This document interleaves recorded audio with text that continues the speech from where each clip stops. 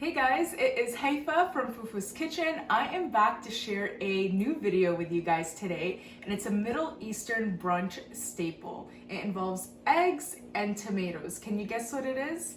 Shakshuka. I am sure you've heard of shakshuka before. It is very popular and most restaurants now even serve it. So I'm really excited to show you how you can make this at home with just a few simple ingredients and just a little time. Come check out the ingredients. Okay, so what you are going to need is half a bell pepper diced, and you try to dice them into smaller pieces just so it cooks faster. And then here I have one medium onion that I also chopped up. I have 4 garlic cloves that I chopped. I have about a teaspoon of cumin. And then in here, I have some red chili paste. This is about 2 tablespoons. Feel free to adjust to your liking of heat. You could do 1 tablespoon, 2, more, less, totally up to you. You could use harissa paste as well, which is a smoky red pepper paste. Totally up to you. Then you are going to need some eggs. Here I have 5 whole eggs. You will need some crushed tomatoes or diced tomatoes. If you were to use diced tomatoes, it would make it a little chunkier, which is really good. But this is what I have on hand. So this is what I'm gonna be using. It's gonna do the job just as well. This is 28 ounces of crushed tomatoes. And then we're going to need some olive oil. I'm gonna be using about 2 tablespoons of olive oil just to saute these all up. And then we're gonna garnish with some parsley, and we're gonna enjoy this with some bread. So let's get started. First thing we're gonna do is go over here to the stovetop. I have my cast iron skillet here. You could do this in any skillet that you have. Stainless steel is honestly awesome for shakshuka as well. So what I'm gonna do is just heat up my pan. I'm gonna put this on high because I want this to cook fast. We're trying to make a really delicious meal in just 15 minutes. So what I'm gonna do now is I'm gonna eyeball about 2 tablespoons of olive oil. And we want this to heat up in our skillet. And I love my cast iron skillet. Let me know if you guys ever want to see a video where maybe I would clean the cast iron. That way you know how to take care of it, how to season it. Okay, so I see that the oil is spreading. I am going to add in my onions. And I'm going to add in my bell pepper too. And my garlic. So all my veggies are going in with my olive oil. And you just want to give this a nice stir. And I really like adding these vegetables to my shakshuka. Not everyone will add bell peppers. Most people will add onion and garlic, but not everyone adds bell peppers. But the bell peppers gives that little sweetness that you need, and also provides some chunkiness in the shakshuka as well, which I love. So you just want to stir this together. And I'm gonna season this with salt and pepper. Always be a little generous with your seasonings. That's how you get the most flavor out of your meals. I like to season with salt and pepper almost at every step in the way. And you just want to make sure that this is really coated with olive oil and the seasonings. And I'm going to show you a close-up so you guys could see what's going on over here in the pan. If only you could smell this. Could you believe that the garlic and the onion is already giving off that amazing flavor? Honestly, they should just put some garlic in everything.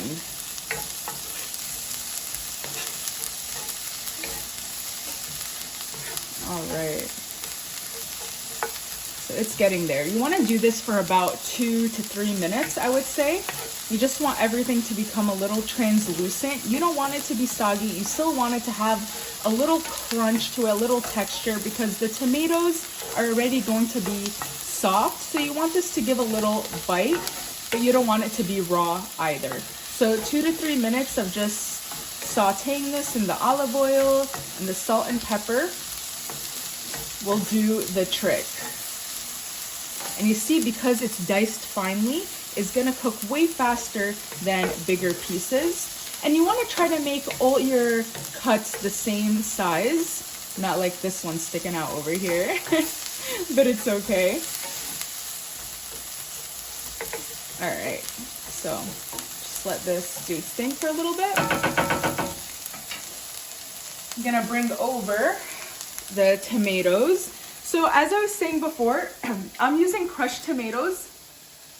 To be honest with you, typically I would use fresh tomatoes, but canned is sometimes the most convenient, especially if you're in a rush and you want to make a really quick dish instead of chopping up all those tomatoes. But if you have a bountiful of tomatoes, like next month, hopefully I'm going to have a lot of tomatoes in that garden that are blooming right now. So I'm definitely going to use some fresh tomatoes when I make this as soon as those bloom. You would need about 8 large tomatoes that you're just going to dice up, and it'll do the trick for the 28 ounces of crushed tomatoes, or if you were to use diced tomatoes, whatever you have. Okay, so I am going to add that in.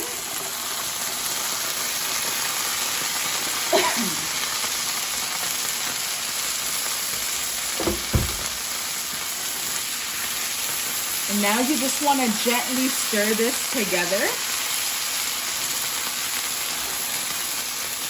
Lower this a little bit. Just want to gently, you don't want the sauce to leave the pan.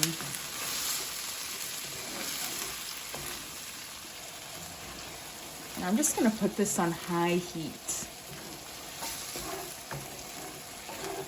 And the longer this cooks, or the faster it cooks on high heat, it will start to thicken up. You see, those bell peppers and onions are giving off that chunky look. And if you were to use diced tomatoes, it'll be even chunkier, which gives more of a biteful, especially when you're eating it with some bread. Okay, so once again, I am going to season this step with salt and pepper. Okay, just a little bit. And then of course, we cannot forget our cumin. It's going to give off wonderful flavor to the shakshuka. Highly recommend to use the cumin. And I'm also going to add in my chili paste. My husband and I like a little heat in our food, so please feel free to adjust that to your liking. This is going to be medium in heat, the shakshuka. If you like it more mild, just add less of the chili paste or the red pepper paste. And you can see that it's already starting to thicken because it's getting stuck to the sides, which is what you want. Okay, you want to mix together all these wonderful flavors. It smells so good already. And then in just a short bit, we are going to create little wells, just a little bit. And then we're going to pop those eggs in there and have your lid handy, ready to go. Okay, let this bubble up a little bit. Bring over the eggs. So this pan right here is a 12-inch cast iron skillet. This could fit 6 eggs perfectly. I'm gonna do 5 eggs, but you could definitely do 6 in a 12-inch, just to how much your pan could hold. You don't want it to be overflowing with eggs. And you're also gonna cook the eggs to your liking. Some people like a runny yolk, some people don't. Totally up to you. All right, I'm gonna add in the eggs, guys. So you could see when I did this, there was a pathway. So this is getting thicker. That's how you know that your sauce is getting thicker. So I'm just gonna lower this just a little bit until I put the eggs in here. Just gonna give it one last quick stir. And now I'm just going to start placing my eggs. I'm just gonna make little spots. 1. Okay, let's do this. 2.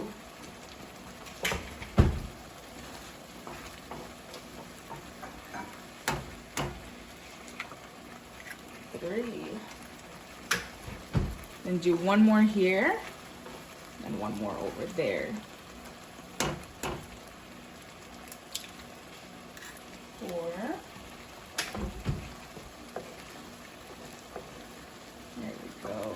It's a nice spot. Okay.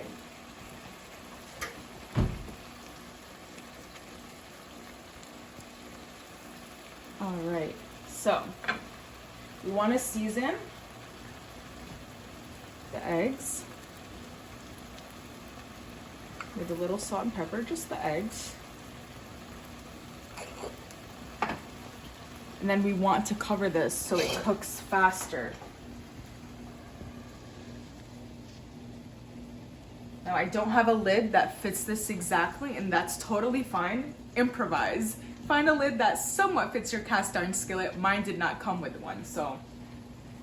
Okay, I'm gonna have this on high heat. Just gonna let this cook a little bit, and we'll be back in just a minute to see how it's doing. Now what we're going to do is chop up some parsley. We are going to garnish our shakshuka with some parsley. You could even do cilantro. If you don't want to keep this dairy free, you could definitely crumble some feta on there. That will be so delicious. I've done that before and it's so good. But for today, we are just going to chop up some parsley, and this is actually from my garden. I just picked it right before this, so it's super fresh. Okay, and you just want to tightly grab it like that.